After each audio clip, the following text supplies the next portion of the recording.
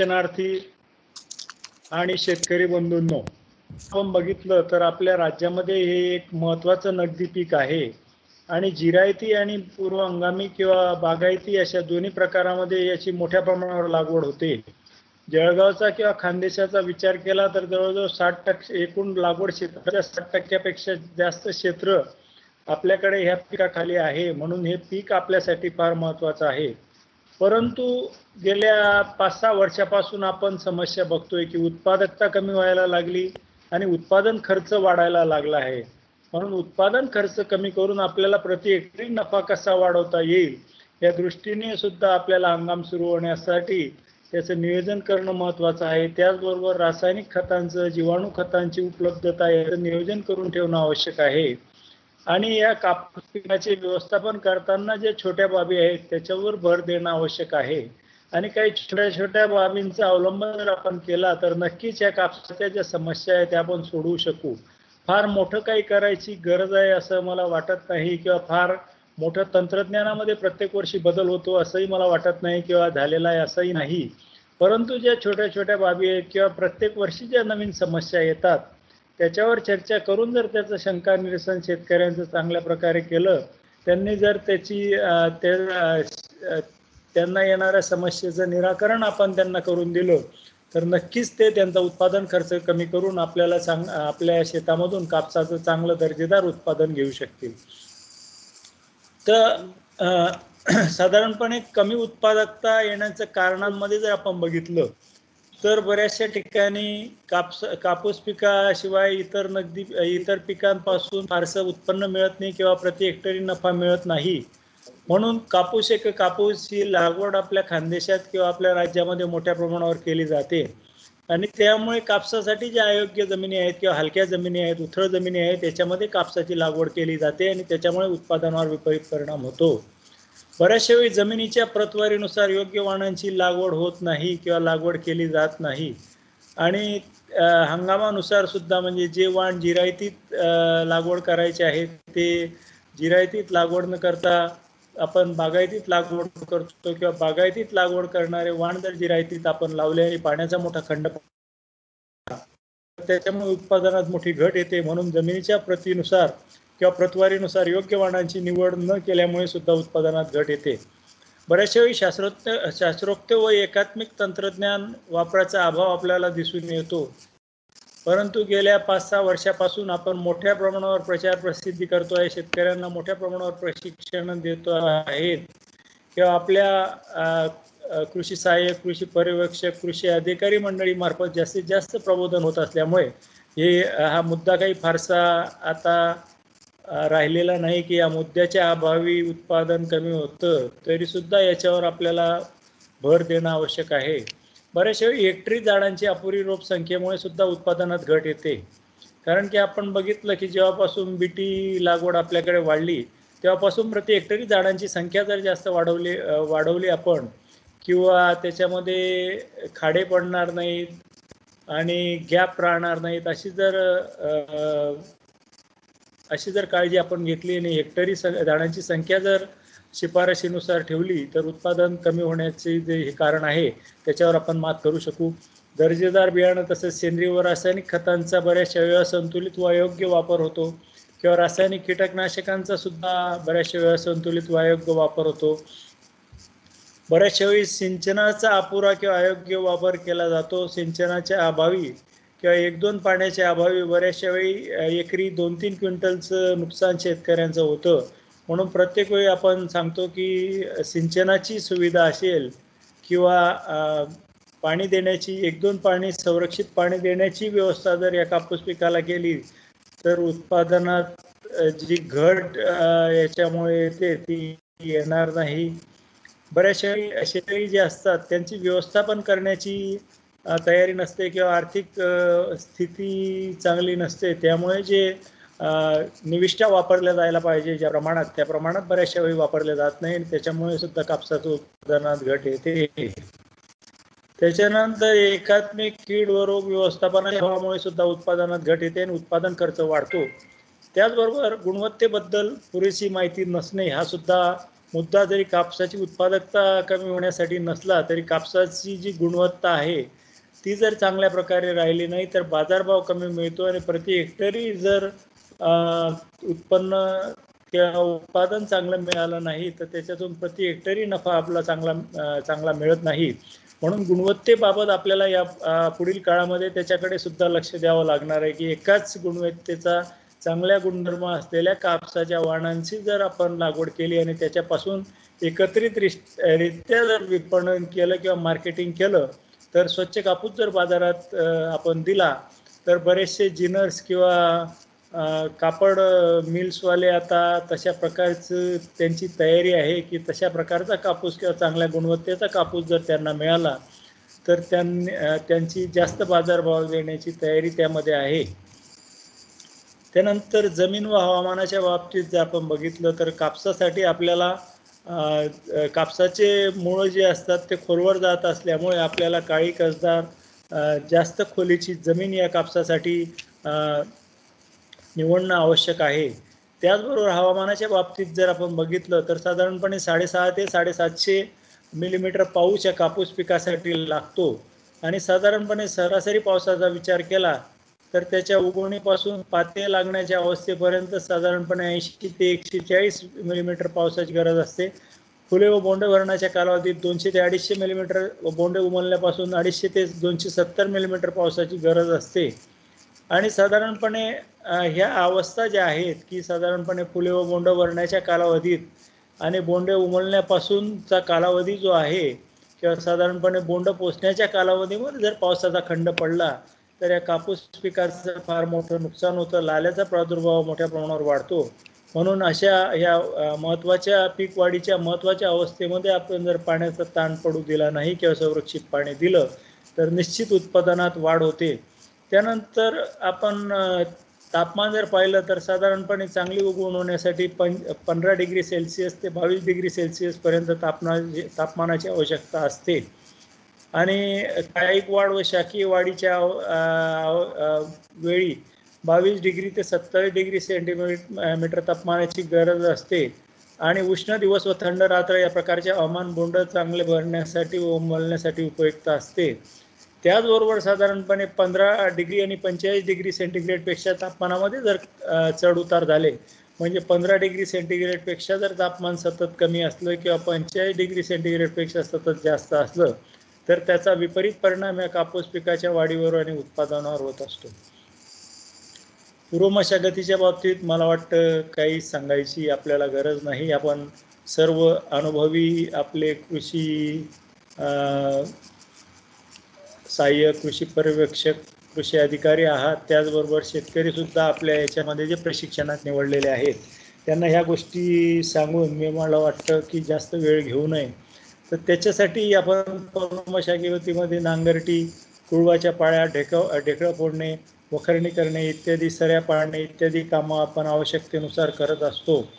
आणि साधारणपणे सर्व जमीन तयार झाल्यानंतर त्याच्यामध्ये जर सऱ्या ओढून ठेवल्या किंवा सरीवरंबा पद्धतीने लागवड केली तर मूलस्थानी जलसंधारणाचा आपला जो हेतू आहे तो त्याच्यामुळे साध्य होतो. त्यानंतर कापसाचे वाण जे आहेत त्या कापसाच्या वाणांचा विचार करण्याआधी आपण साधारणपणे कापसाच्या प्रजाती कुठल्या आहेत त्यासुद्धा आपल्याला माहीत असणं आवश्यक आहे. त्यामध्ये अमेरिकन प्रजाती ज्या आहेत त्याच्यामध्ये गॉसिपियम हिरसुटम आणि गॉसिपियम बार्बाडेन्स या 2 प्रजाती येतात. आणि देशी प्रजाती ज्या आहेत त्याच्यामध्ये गॉसिपियम आर्बोरियम आणि गॉसिपियम हार्बेसियम या 2 प्रजाती येतात. त्याचा विचार जर आपण केला तर साधारणपणे अमेरिकन प्रजाती ज्या आहेत की त्याच्यामधली गॉसिपियम हिरसुटम ही प्रजाती जी आहे की त्याच्यामध्ये बहुसंख्य येणारे वाण जे आहेत या प्रजातीचे वाण जे आहेत किंवा संकरित वाण जे आहे त्याची लागवड आपल्याकडे मोठ्या प्रमाणात होते. आज आपल्याकडे जे लागवडीसाठी अमेरिकन संकरित बीटी वाण वापरले जातात ते सर्व गॉसिपियम हिरसुटम या कापसाच्या अमेरिकन प्रजातीतले वाण आहेत. त्याचबरोबर आपण जे म्हणतो की वायवन किंवा देशी वाण जे आहेत ते देशी प्रजातीमधल्या गॉसिपियम आर्बोरियम ह्या प्रजाती अंतर्गत ते वाण येतात. आणि साधारणपणे गॉसिपियम बार्बाडेन्स ही प्रजात जी आहे की त्याच्यापासून लांब धाग्याचा कापूस आणि अतिशय तलम कापूस आपल्याला मिळतो. परंतु ह्या प्रजातीचे जे वाण आहेत किंवा त्याचे संकरित वाण जे आहेत ते आपल्याकडच्या वातावरणात चांगल्या प्रकारे येत नाही. आपल्याकडच्या तापमानामध्ये त्याचे बोंड चांगले डेव्हलप होत नाही, बोंड चांगले उमलत नाही आणि मिचके बोंड असतात. त्याच्यामुळे साधारणपणे गॉसिपियम वाणांच्या प्रजातीमध्ये जे एक्स्ट्रा लॉंग स्टेपलच्या व्हरायटीचे वाण आहेत ते आपल्याकडे शक्यतोवर घेतले जात नाही आणि घेऊ नये असं मी सगळ्यांना आवाहन करेल. आणि देशी प्रजातीमधलं गॉसिपियम आर्बोरियम ही प्रजाती जी आहे की त्याच्यामध्ये Y1 JLA 794, JLA 505 हे आपल्या संशोधन केंद्राचे वाण, तसेच अकोल्याचे AK 7, AK 5, परभणी कृषी विद्यापीठाचे PA 740, PA 408, PA 814 अशा प्रकारचे बरेचसे वाण आहेत. त्याचबरोबर बाजारामध्ये स्वदेशी अंबिका 12, अंबिका 18 हे जे देशी संकरित वाण आहे ते सुद्धा गॉसिपियम आर्बोरियम या प्रजातीचे आहेत. त्यानंतर संकरित आणि सुधारित वाणांच्या विषयी मी सांगितलं की साधारणपणे अमेरिकन प्रजात जी आहे की त्याच्यामध्ये परत दोन भाग पडतात की अमेरिकन सुधारित वाण आणि अमेरिकन संकरित वाण.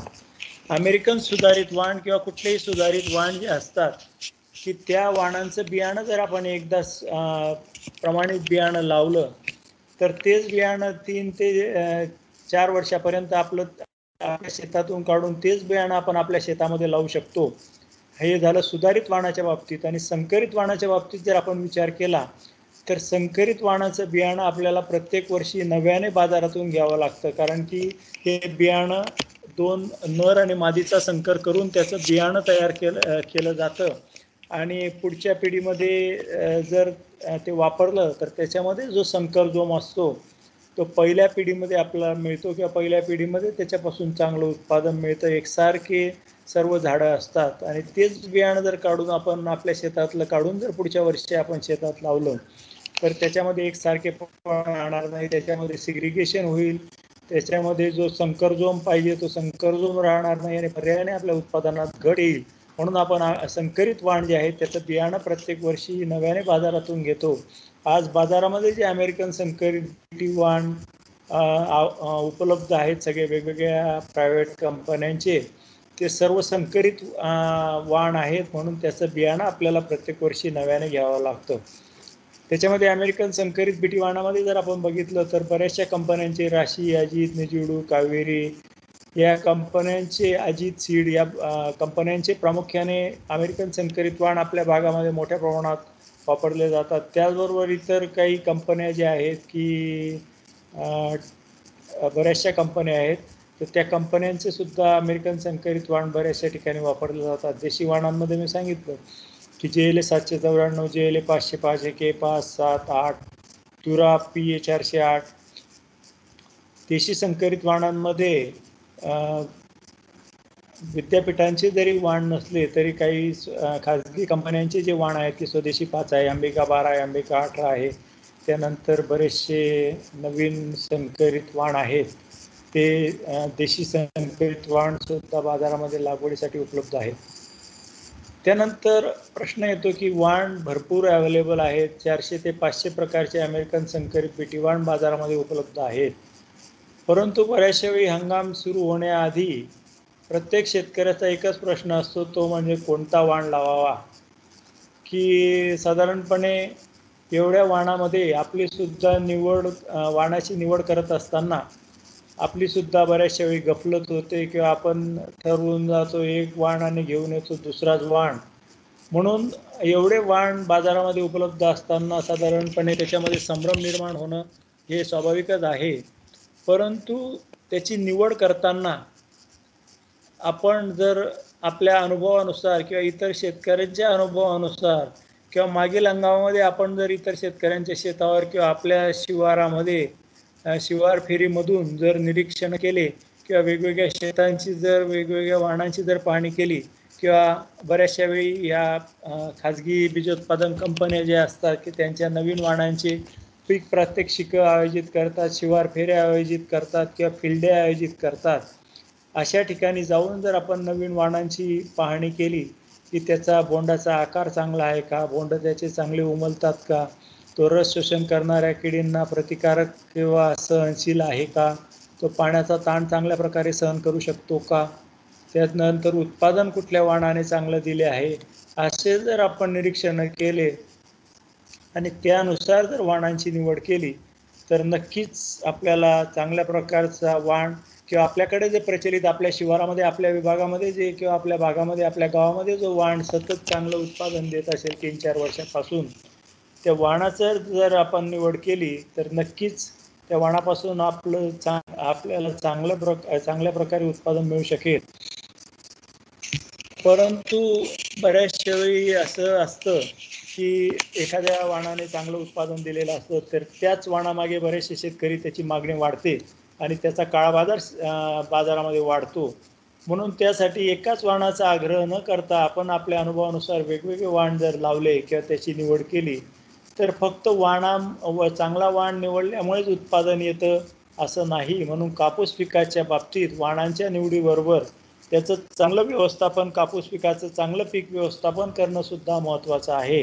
आणि चांगलं पीक व्यवस्थापन केलं नाही तर फक्त वाण निवडून आपला फायदा होणार नाही. म्हणून चांगलं व्यवस्थापन करण्याची तयारी सुद्धा त्याच्याबरोबर आपण ठेवली पाहिजे किंवा चांगलं व्यवस्थापन केलं पाहिजे.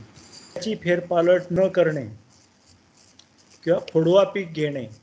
बऱ्याचशा वेळी काय होतं, मी सुरुवातीला सांगितलं की जमिनीची कमी उपलब्धता असते, कापूस पिका एवढं उत्पादन देणारं दुसरं पर्यायी पीक उपलब्ध आपल्याकडे नाही. म्हणून कापूस पिकानंतर सतत कापूस पीक आपण आपल्या शेतामध्ये घेतो आणि अशा प्रकारचं कापूस पिकानंतर कापूस पीक न घेता पिकाची जर तृणधान्य व कडधान्य पिकाबरोबर फेरपालट केली तर नक्कीच उत्पादनात जी घट येणारी आहे ते आपण थांबवू शकतो आणि उत्पादन वाढवू शकतो. त्याचबरोबर बागायतीमध्ये जर आपण कापसाची लागवड केलेली असेल तर साधारणपणे डिसेंबर-जानेवारीपर्यंत कापसाचं पहिलं पीक संपवून, म्हणजे खोडवा न घेता पहिलं पीक संपवून त्यानंतर आपण त्याच जमिनीवर गहू किंवा उन्हाळी मूग, तीळ, भुईमूग यासारखं जर पीक हिवाळ्यामध्ये, रब्बीमध्ये किंवा उन्हाळ्यामध्ये घेतलं आणि त्यानंतर परत पुढच्या हंगामामध्ये त्याच जमिनीवर जर आपण कापसाचं पीक घेतलं तर हे एक प्रकारचं बागायतीमध्ये शॉर्टकट क्रॉप रोटेशन आपण घेऊ शकतो आणि त्याच्यामधून आपल्याला चांगल्या प्रकारे पिकाची फेरपालट करता येऊ शकते. त्याचबरोबर बऱ्याचशा वेळी आपण एकेरी पीक घेतो, म्हणून एकेरी सलग पीक न घेता त्याच्यामध्ये उडीद, मूग यासारखं कमी कालावधीत तयार होणारे कडधान्य जे आहे याचं एकास एक आणि तुरीबरोबर 6 या प्रमाणात जर आंतरपीक घेतलं तर त्याच्यापासून आपल्याला चांगलं उत्पादन मिळतं, चांगले फायदे आपल्याला मिळू शकतात. पुढे अंतर पेरणीची वेळ जी आहे ती आतापर्यंत आपण खानदेश विभागामध्ये पूर्व हंगामी कापूस पिकाची लागवड करायचो. साधारणपणे आपण 15 मे नंतर लागवड करावी असं सांगायचो. मग तापमान बघून 25 मे नंतर लागवड करावी असं शिफारस करायला लागलो. त्यानंतर साधारणपणे तापमान 43 डिग्री सेंटीग्रेडपेक्षा कमी होईल अशा कालावधीत लागवड करावी अशी शिफारस आपण करायला लागलो. परंतु गेल्या 4-5 वर्षापासून आपल्याकडे जे गुलाबी बोंडअळीचा प्रादुर्भाव वाढला आहे तर त्याच्यामध्ये या वेगवेगळ्या टप्प्यामध्ये ज्या लागवडी होतात, काही मेच्या पहिल्या पंधरवड्यात, काही मेच्या दुसऱ्या पंधरवड्यात, काही जूनच्या पहिल्या पंधरवड्यात होतात आणि गुलाबी बोंडअळीला सतत खाद्य जे असतं ते कापसाचं पीक सतत वेगवेगळ्या अवस्थांमध्ये वेगवेगळ्या शेतांमध्ये उभं असल्यामुळे त्यांना गुलाबी बोंडअळीला कायम खाद्य त्याचं मिळतं आणि त्यांचं जीवनचक्र जे असतं ते कायम सुरू असतं. म्हणून ते जीवनचक्र त्यांचं खंडित व्हावं, गुलाबी बोंडअळीचा प्रादुर्भाव कमी व्हावा म्हणून एकाच वेळी जर आपण लागवड मोठ्या प्रमाणावर केली तर त्यासाठी आपण गेल्या 2 वर्षापासून त्याचं नियोजन करतो की जूनच्या पहिल्या आठवड्यात किंवा त्यानंतरच मोठ्या प्रमाणात लागवड होईल या दृष्टीने आपण प्रयत्न करतो आहोत आणि त्याचे चांगले परिणाम आपल्याला गेल्या 2 वर्षापासून दिसायला लागले आहेत.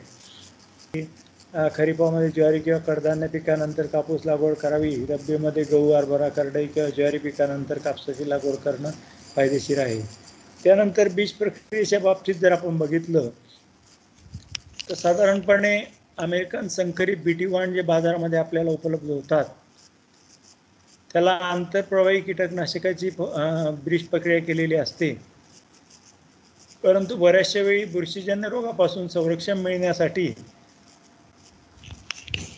त्याला बुरशीनाशकाची बीज प्रक्रिया केलेली नसते, म्हणून साधारणपणे 3 ग्रॅम थायरम आणि 1 ग्रॅम कार्बेंडाझाईम किंवा 5 ग्रॅम ट्रायकोडर्मा या जैविक बुरशीनाशकाची जर बीज प्रक्रिया आपण केली, त्याचबरोबर ॲझोटोबॅक्टर आणि स्फुरद विरघळणाऱ्या जीवाणू संवर्धनाची प्रत्येकी 250 ग्रॅम प्रमाणे बीज प्रक्रिया आपण केली, किंवा बऱ्याचशा बियाणं कमी लागतं म्हणून बीज प्रक्रिया या स्फुरद विरघळणाऱ्या आणि ॲझोटोबॅक्टर हे जीवाणू खतं जे आहे त्याची बीज प्रक्रिया करता येणं शक्य होत नाही.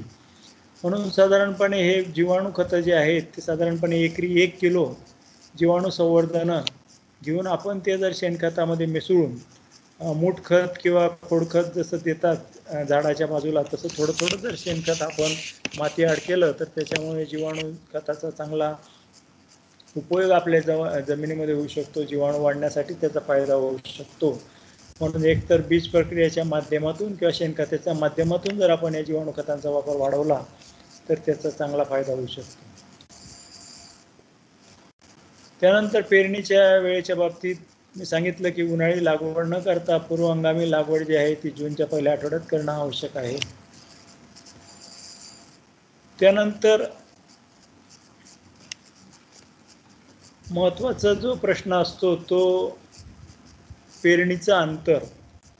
पेरणीचं अंतर जे आहे त्याच्यामध्ये बऱ्याचशा बाबी कारणीभूत आहेत, की एकतर जमिनीचा प्रकार, आपण कुठला वाण निवडला त्या वाणाचा प्रकार, आणि त्यानुसार आपल्याला लागवडीचं अंतर, त्याचबरोबर तो वाण निवडलेला वाण जो आहे त्याची वाढीची अवस्था कशी आहे किंवा त्याची वाढीचा प्रकार कसा आहे, उभट वाढणारा आहे का पसरणारा आहे, साधारण त्यानुसार आपल्याला पेरणीचं अंतर आपल्याला ठेवावं लागेल.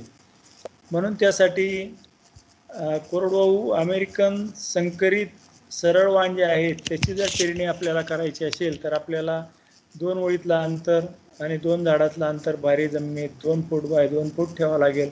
मध्यम जमिनीत 2 फूट बाय 1 फूट ठेवावं लागेल. आणि कोरडवाहू जमिनीत जर आपल्याला संकरित वाण लावायचे असतील तर भारी जमिनीमध्ये 3 बाय 3 आणि मध्यम जमिनीमध्ये 3 बाय 2 अंतर ठेवणं आवश्यक आहे.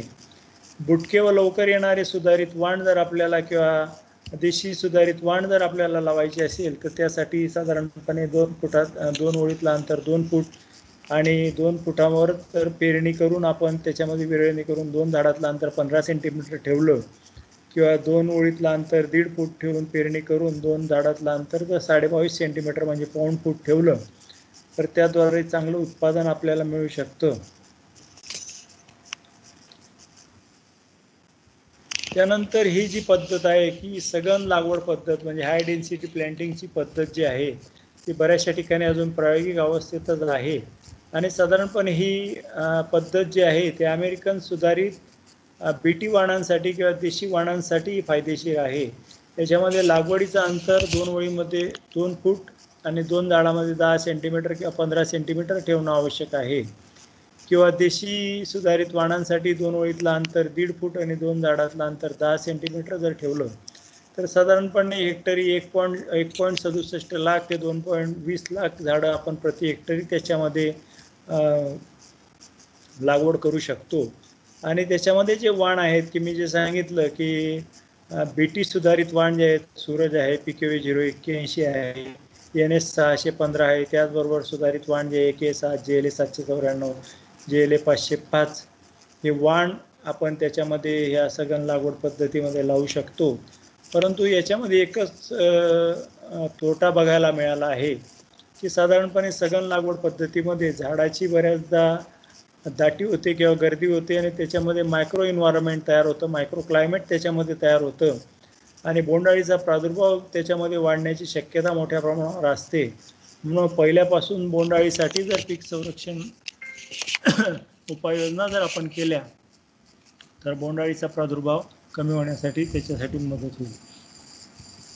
त्यानंतर पेरणीच्या मध्ये बियाण्याचं प्रमाण जर आपण बघितलं तर देशी वाणांचं बियाणं जर आपण लागवड करायची असेल तर आपल्याला 10 ते 12 किलो बियाणं प्रति हेक्टरी लागतं. अमेरिकन सुधारित वाणांची लागवड करायची असेल तर साधारणपणे 8 ते 10 किलो प्रति हेक्टरी बियाणं आपल्याला जिरायतीत लागतं पेरून देण्यासाठी, आणि बागायतीमध्ये 7 ते 8 किलो लागतं. अमेरिकन संकरित बीटी वाणांचं बियाणं साधारणपणे 2 ते 3 किलो प्रति हेक्टर आपल्याला लागतं. त्यानंतर लागवडीच्या वेळी जे आहे की साधारणपणे अमेरिकन संकरित बीटी वाण जे आहे त्याच्यामध्ये आपण हे आश्रित पीक किंवा रेफ्युजिया लागवड जी आहे ती बऱ्याचशा वेळी करत नव्हतो. जे छोटं पॅकेट जे नॉन बीटीचं आपल्या बीटी बियाण्याबरोबर मिळायचं त्याची लागवड बऱ्याचशा वेळी शेतकऱ्यांनी गैरसमजुतातून केली नाही, की ज्याच्या 4 ओळी बीटीच्या अवतीभोवती शेताच्या अवतीभोवती 4 ओळी लावून घेणं आवश्यक होतं, की त्याच्यामुळे बीटीमध्ये रेजिस्टन्स येणार नाही किंवा बीटीचं जीन जे आहे त्याच्यामध्ये बोंडअळीसाठी रेजिस्टंट डेव्हलप होणार नाही अशा प्रकारचं हे तंत्रज्ञान होतं. परंतु ते सोयीस्कररित्या आपण विसरून गेलो. काही ठिकाणी गैरसमजुतातून ते लागवड झाली नाही आणि जे व्हायचं तेच झालं, की बीटीमध्ये गुलाबी बोंडअळीसाठी रेजिस्टन्स डेव्हलप झाला आणि गुलाबी बोंडअळीचा प्रादुर्भाव आपल्याकडे वाढायला लागला. म्हणून यापुढे सुद्धा या BG2 मध्ये प्रादुर्भाव त्याचा वाढायला नको. अमेरिकन संकरित बीटी वाणांमध्ये रेजिस्टंट यायला नको बोंडअळीसाठीचा. म्हणून त्यासाठी रेफ्युजिया लागवड किंवा आश्रित पिकाची लागवड करणं आपल्याला आवश्यक आहे. आपण ती लागवड करत नाही म्हणून विविध संशोधन संस्थांनी हे RIB किंवा RIP तंत्रज्ञान जे आहे त्याचा वापर आता बऱ्याचशा कंपन्या करायला लागल्या आहे, की साधारणपणे RIB म्हणजे रेफ्युजिया इन पॅकेट किंवा रेफ्युजिया इन बॅग हे जे तंत्रज्ञान आहे की ज्याच्यामध्ये आपल्या बीटी बियाण्याबरोबरच नॉन बीटी बियाण्याचं त्याच वाणाचं बियाणं जे आहे ते 25 ग्रॅम त्याच्यामध्ये एकत्रित करून आपल्याला दिलं जाईल. म्हणजे शेतामध्ये आपल्याला समजणार नाही की कुठलं झाड बीटीचं आणि कुठलं नॉन बीटीचं आहे. सर्व झाडं आपल्याला एकसारखेच दिसतील, परंतु त्याच्यातल्या 25 ग्रॅम बियाणं जे आहे ते नॉन बीटीचं राहील आणि त्याच्यामुळे रेजिस्टंट मॅनेजमेंट होईल आणि पिकाच्या भोवतीच्या नॉन बीटीच्या 4 ओळी आपल्याला लावायची गरज भासायची ती आता याच्या पुढे आपल्याला राहणार. त्याला एकात्मिक अन्नद्रव्य व्यवस्थापन करायची गरज आहे. माती परीक्षणानुसार अन्नद्रव्याचं व्यवस्थापन केलं तर उत्पादन खर्चात आपल्याला बचत करणं शक्य होऊ शकतं. त्याचबरोबर आपण कंपोस्ट खत, हिरवळीचं कंपोस्ट खत, गांडूळ खत किंवा सेंद्रिय खतांचा तुटवडा आपल्याकडे असतो. त्याचा वापर आवश्यकतेनुसार किंवा जेवढं आवश्यक आहे त्याच्यानुसार आपण करू शकत नाही.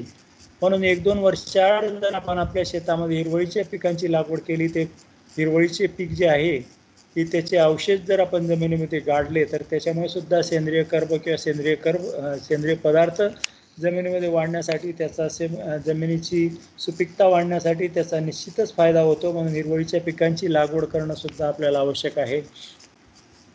त्याचबरोबर सेंद्रिय खतांचा, गांडूळ खतांचा, कंपोस्ट खतांचा किंवा भर खतांचा उपलब्धतेनुसार जेवढं उपलब्ध होईल त्यानुसार वापर करणं आवश्यक आहे. शक्यतोवर आपण हेक्टरी 7 ते 10 टन प्रति हेक्टर त्याची शिफारस करतो, परंतु जेवढं उपलब्ध होईल आणि जेवढं टाकलं जाईल त्याचा नक्कीच फायदा आपल्याला होईल. त्याचबरोबर जीवाणू खतांचा वापर करायला पाहिजे. मी बीज प्रक्रियेमध्ये आपल्याला सांगितलं की ॲझोटोबॅक्टर आणि स्पोरोज्यूर गिळणारे जीवाणू या 2 जीवाणूंची बीज प्रक्रिया या कापूस पिकाला करणं आवश्यक आहे. त्यानंतर वर खतं, रासायनिक खतांचा समतोल वापर करणं. रासायनिक खतं जे आहेत ते योग्य वेळी योग्य ठिकाणी आणि योग्य पद्धतीने जर दिले गेले तर त्याचा जास्तीत जास्त उपयोग किंवा त्याची जास्तीत जास्त कार्यक्षमता जमिनीमध्ये वाढून ते चांगल्या प्रकारे पिकाला उपलब्ध होऊ शकतं आणि आपला उत्पादन खर्च कमी होऊन आपलं उत्पादन त्याच्यामुळे वाढू शकतं. त्याचबरोबर सूक्ष्म अन्नद्रव्यांमध्ये या कापूस पिकासाठी आपण माती परीक्षणानुसार सूक्ष्म अन्नद्रव्यांचा अवलंब करणं आवश्यक आहे. परंतु त्यातल्या त्यात मॅग्नेशियम सल्फेट हेक्टरी 25 किलो किंवा 1% मॅग्नेशियम सल्फेटच्या फवारण्या जर आपण वेळोवेळी केल्या तर त्याच्यामुळे लाल्याचा प्रादुर्भाव कमी होतो. आवश्यकतेनुसार जास्त बोरान, लोह याची जर गंधक याची जर कमतरता असली तर त्याचा वापरसुद्धा करणं आवश्यक आहे. परंतु जर आपल्याला माती परीक्षण केलेलं नसेल तर मॅग्नेशियम सल्फेट, झिंक सल्फेट आणि फेरस सल्फेट हे 3 सूक्ष्म अन्नद्रव्ये जे आहेत त्याची प्रामुख्याने कापूस पिकाला गरज असते. म्हणून मॅग्नेशियम सल्फेट हेक्टरी 25 किलो, झिंक सल्फेट हेक्टरी 20 किलो, फेरस सल्फेट हेक्टरी 25 किलो आपल्याला आपल्या कापूस पिकाला मातीमध्ये पेरून देणं आवश्यक आहे. किंवा मातीमधून देता येणं शक्य होत नसेल तर आपण 1% मॅग्नेशियम सल्फेटची फवारणी, 0.5% झिंक सल्फेटची फवारणी किंवा 0.5% फेरस सल्फेटची फवारणी करू शकतो. किंवा ग्रेड 2चं मायक्रोन्युट्रिएंट जे बाजारामध्ये उपलब्ध आहे त्या ग्रेड 2च्या मायक्रोन्यूट्रियनमध्ये जवळपास सर्वच मायक्रोन्यूट्रियन हे घटक त्याच्यामध्ये असतात. त्याच्या जर फवारण्या आपण फुलोऱ्याच्या अवस्थेपासून बोंड पोचण्याच्या अवस्थेपर्यंत जर केल्या साधारण 15 दिवसाच्या अंतराने, तर त्याचा सुद्धा चांगल्या प्रकारे फायदा या कापूस पिकाला होऊ शकतो. त्याच्यामुळे बोंडाचा आकार चांगला वाढू शकतो, बोंडाचं वजन चांगल्या प्रकारे वाढू शकतं, बोंड चांगल्या प्रकारे उमलू शकतात. म्हणून त्याचा वापर वाढवणं, सूक्ष्म अन्नद्रव्याचा आवश्यकतेनुसार वापर वाढवणं आपल्याला आवश्यक आहे. त्याचबरोबर लाल्याचा प्रादुर्भाव कमी करण्यासाठी आणि बोंड चांगले भरण्यासाठी, बोंड चांगले उमलण्यासाठी किंवा बोंड चांगले डेव्हलप होण्यासाठी आपल्याला 2% युरिया किंवा 2% डायमोनियम फॉस्फेटच्या 2-2 फवारण्या फुलोऱ्याच्या अवस्थेनंतर आलटून पालटून जर दिल्या किंवा विद्राव्य खतांच्या फवारण्या ज्या आहेत की वाढीच्या अवस्थेमध्ये 19-19-19, त्याच्यानंतर पात्यांच्या आणि फुलोऱ्याच्या अवस्थेमध्ये 13-0-45, त्याच्यानंतर 0-0-45,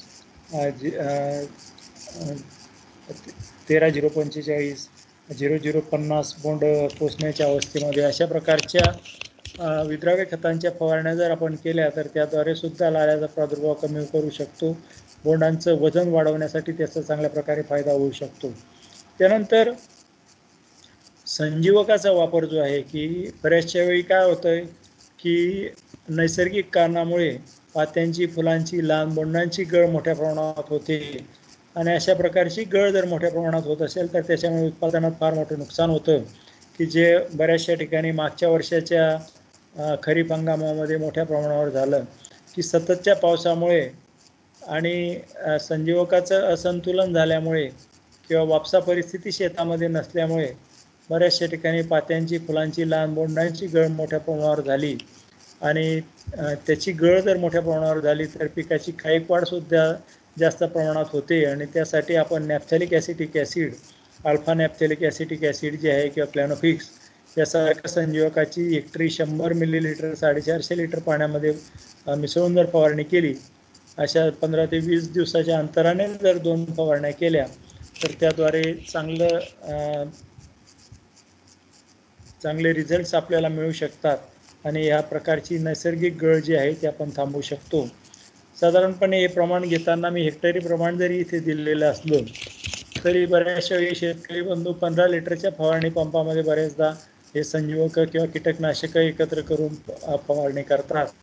तर त्यासाठी 15 लिटरच्या फवारणी पंपामध्ये फक्त 5 मिली संजीवक आपल्याला घेणं आवश्यक आहे. त्यापेक्षा जास्त संजीवक घेणं हे या पिकाच्या दृष्टीने किंवा त्याच्या दृष्टीने धोक्याचं आहे. बऱ्याचशा वेळी आपल्याला शिफारशीपेक्षा जास्त कीटकनाशकं, बुरशीनाशकं टाकण्याची सवय असते, परंतु संजीवकाचा वापर जर जास्त प्रमाणात झाला तर त्याच्यामुळे पिकावर विकृती येण्याची शक्यता असते.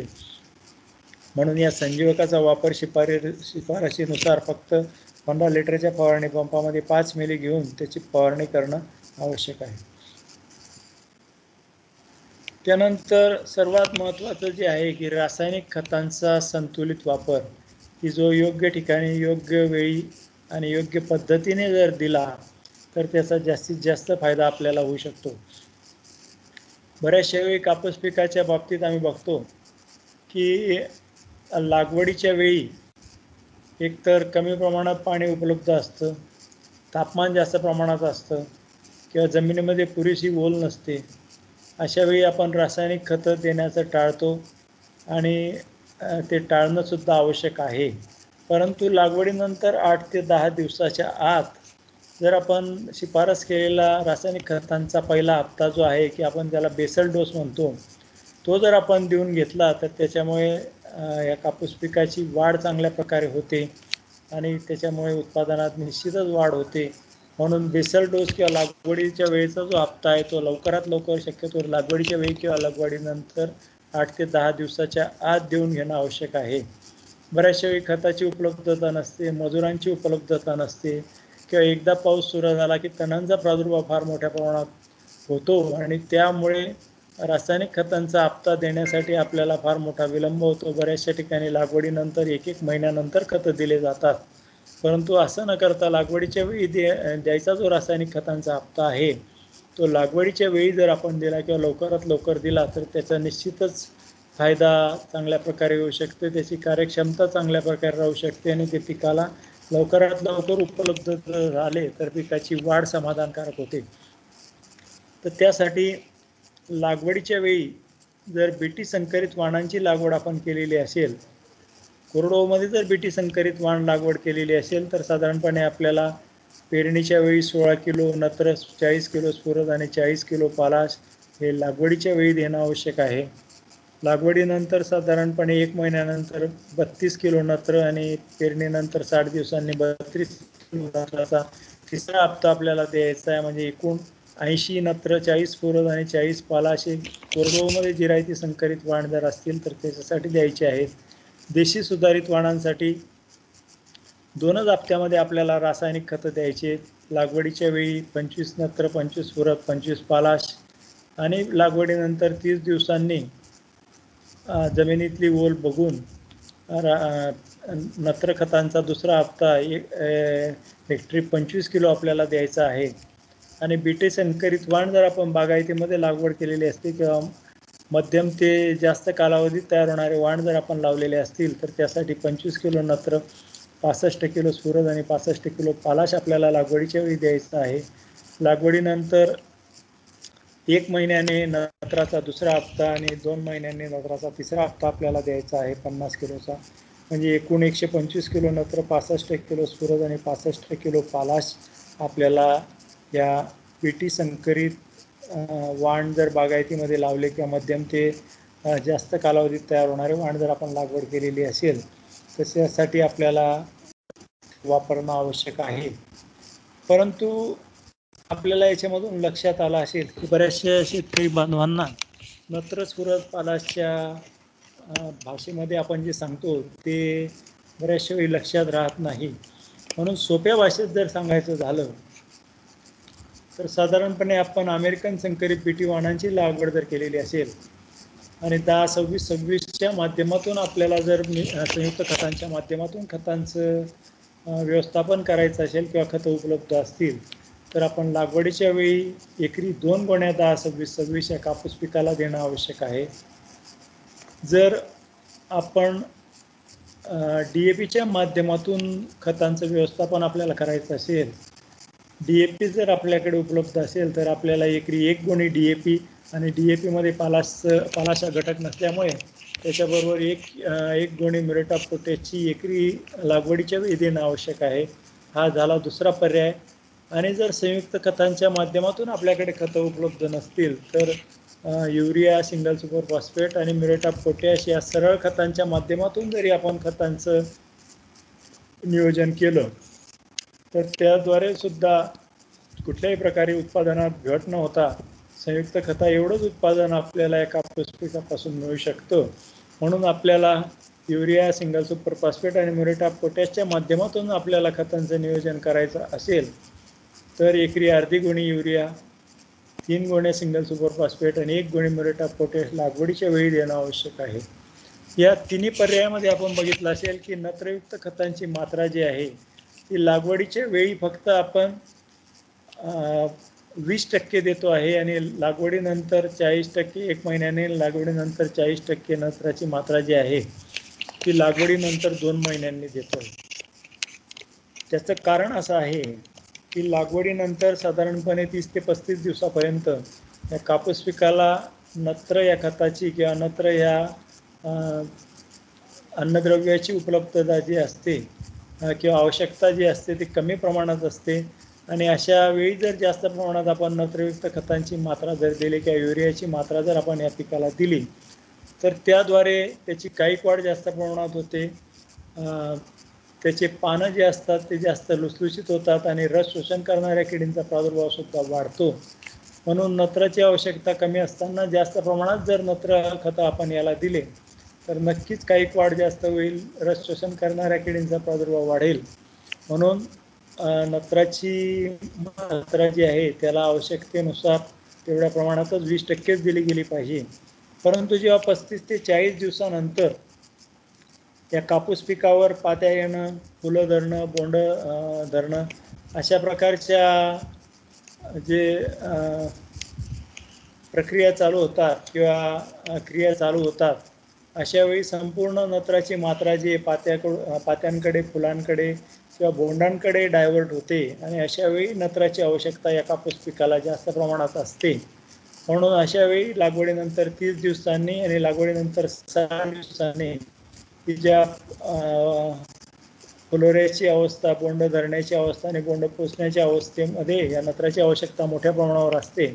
म्हणून या 2 हप्त्यामध्ये 40% नत्र लागवडीनंतर, 30 दिवसांनी 40% नत्र लागवडीनंतर, 60 दिवसांनी आपल्याला या कापूस पिकासाठी द्यावायचं आहे.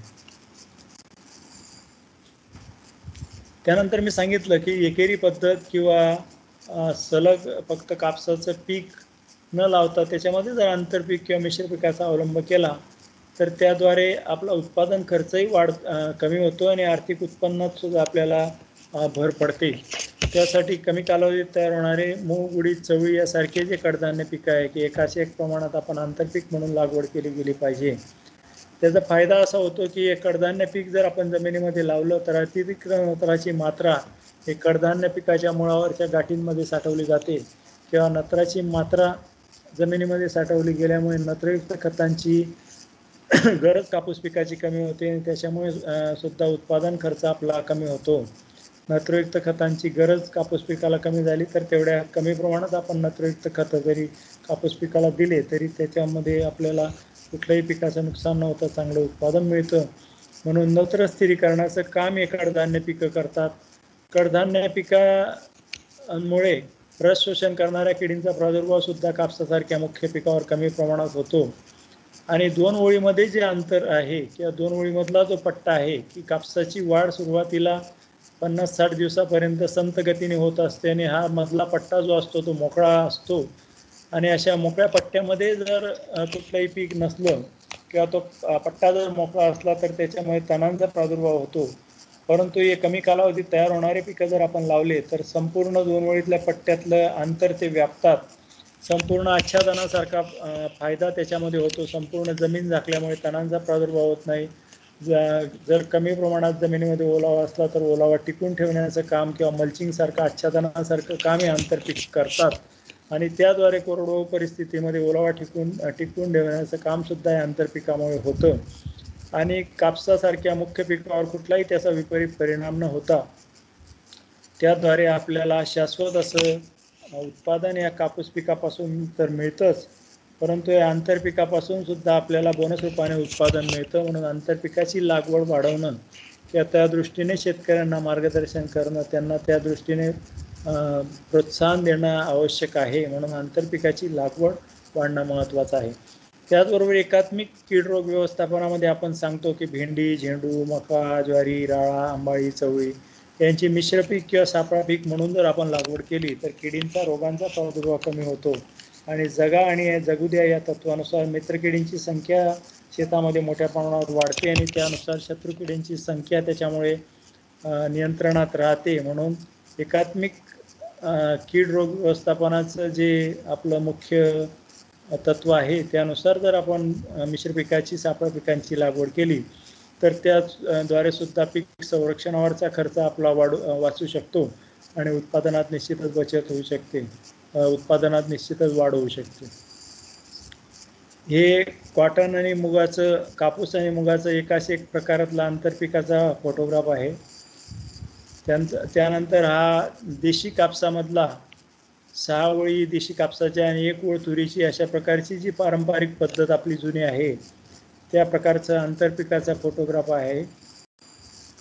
त्यानंतर हा सुद्धा एकाच एक प्रमाणात देशी कापूस आणि उडदाचा एकाच एक प्रमाणातला फोटो हा आहे की 1 फुटावर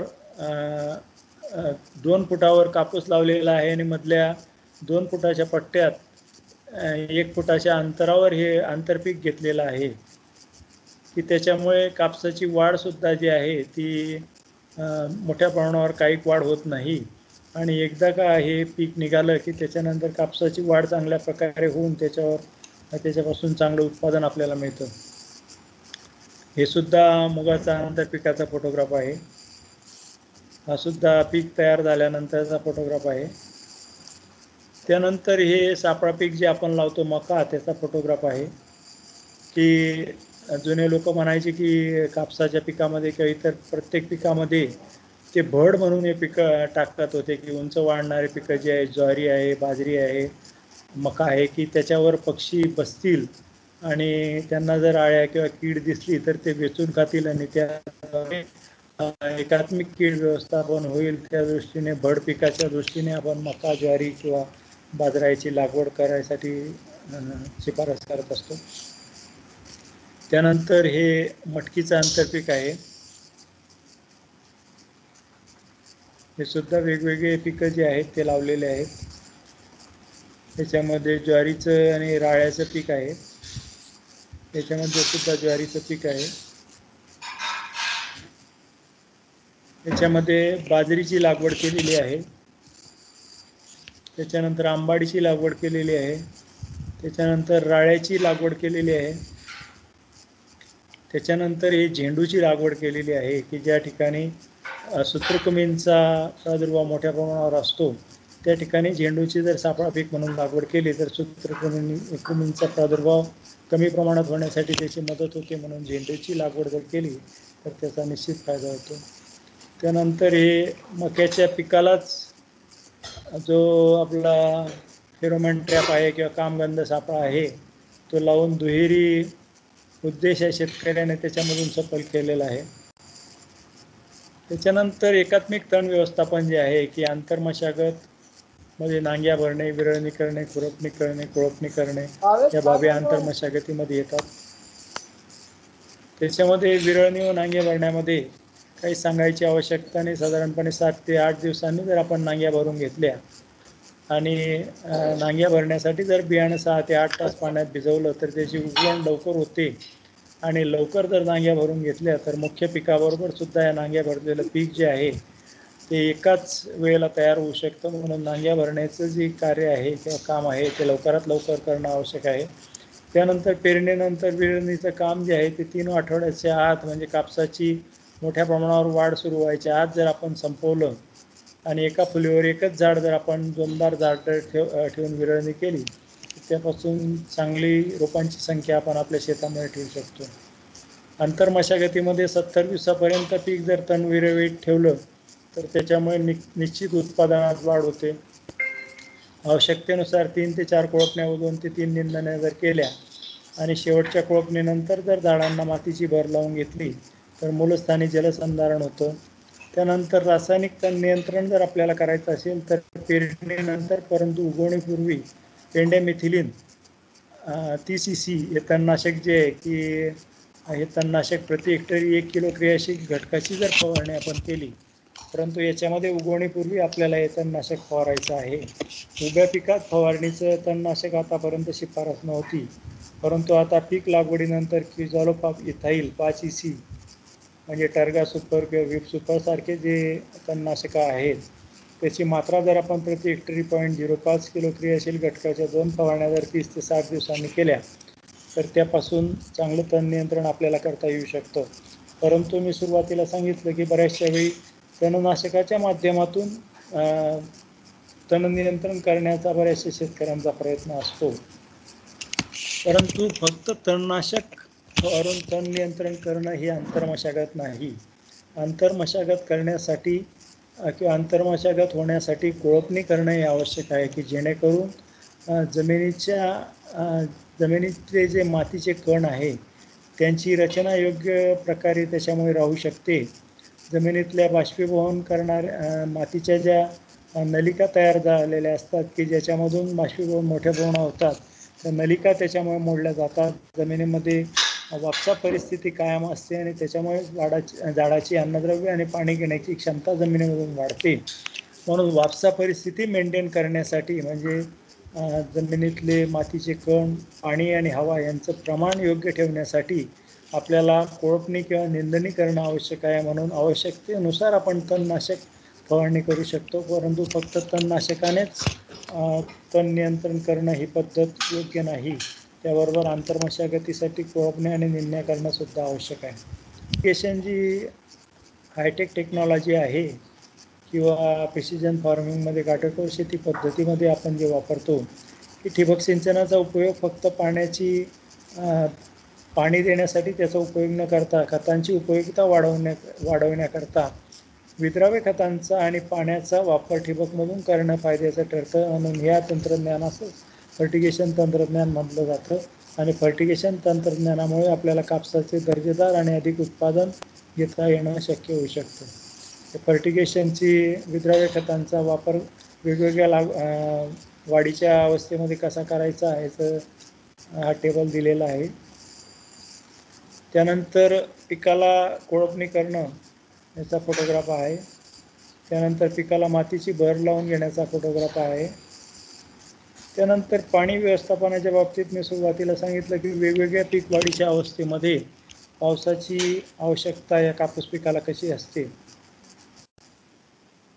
त्यानंतर हलक्या जमिनीमध्ये मी सांगितलं की कापसाचं पीक घेतलं आणि पाण्याचा ताण पडला तर अशा प्रकारचं लाल्याचा प्रादुर्भाव होतो. संपूर्ण पात्यांची, फुलांची, बोंडांची गळ होते आणि अगदी कमी प्रमाणात बोंड त्या कापसावर राहतात आणि अगदी कमी उत्पादन मिळतं आणि उत्पादन खर्च व्हायचा तेवढाच होतो आणि प्रति हेक्टरी नफा उत्पादन कमी झाल्यामुळे कमी मिळतो. म्हणून हलक्या जमिनीत या अमेरिकन संकरित बीटी वाणाची लागवड घेण्यासाठी आपण शेतकऱ्यांना शिफारस करत नाहीत. हा सुद्धा फोटो हलक्या जमिनीतलाच आहे. कुठल्याच प्रकारे मोठ्या प्रमाणावर बोंड त्याच्यामध्ये नाही, फार मोठ्या प्रमाणावर गळ झालेले. त्यानंतर एकात्मिक पाणी व्यवस्थापनामध्ये रोप अवस्था, पाते येण्याची अवस्था, फुलोरा आणि बोंड्याची अवस्थामध्ये जर आपण पाणी दिलं नाही तर त्याचा विपरीत परिणाम होतो आणि त्यामुळे पीक वाढीच्या महत्त्वाच्या अवस्थेमध्ये संरक्षित पाण्याचा खंड पडलेल्या अवस्थेमध्ये आपल्याला देणं आवश्यक आहे. याच्यामध्ये पाणी व्यवस्थापनामध्ये बागायती कापसात सरी वरंबा पद्धत वापरावी. ठिबक सिंचन पद्धत जर आपण वापरली तर 50% पाण्याची बचत होते आणि 15% उत्पादनात वाढ होते. हे जवळजवळ सर्वच पिकांच्या बाबतीत ठिबक सिंचनाचा फायदा आहे.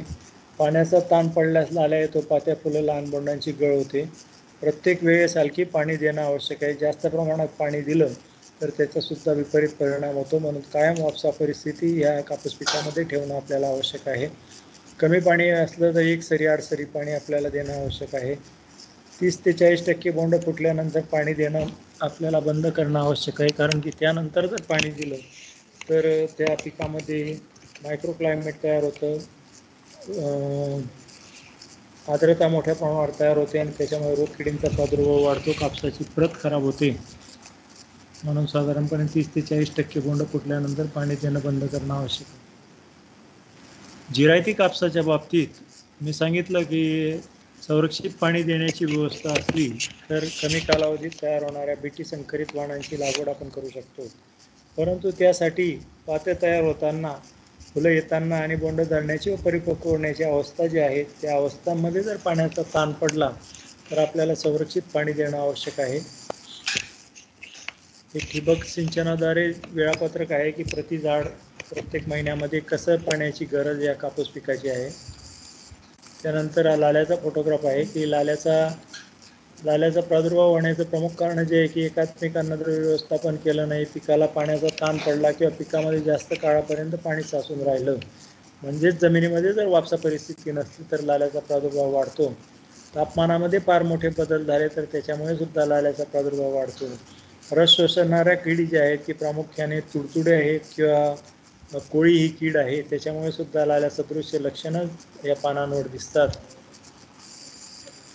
त्यानंतर लाल्या रोगाचा आणि तापमानाचा संबंध जो आहे की आपण प्रत्येक वर्षी याच्याविषयी चर्चा करत असतो की तापमानामध्ये लक्षणीय घट झाली तर त्याच्यामुळे सुद्धा लाल्याचा प्रादुर्भाव वाढतो. म्हणजे साधारणपणे किमान तापमानात 3 ते 5 डिग्री सेंटीग्रेड म्हणजे 15 डिग्री सेंटीग्रेडपेक्षा 3 ते 5 डिग्री सेंटीग्रेडने सतत तापमान कमी असलं तर लाल्याचा प्रादुर्भाव वाढतो. बोंड पोचण्याच्या अवस्थेमध्ये लाल्याचा प्रादुर्भाव झाला तर 35 ते 40% उत्पादनात त्याच्यामुळे घट येऊ शकते. कमाल व किमान तापमानात जर मोठी तफावत असली म्हणजे डिफरन्स जर मॅक्झिमम आणि मिनिमम तापमानामध्ये जर असला तर त्याच्यामुळे सुद्धा लाल्याचा प्रादुर्भाव वाढतो. 43 डिग्री सेंटीग्रेडपेक्षा तापमान जर मोठ्या प्रमाणात वाढलं तर त्याच्यामुळे सुद्धा लाल्याचा प्रादुर्भाव वाढतो.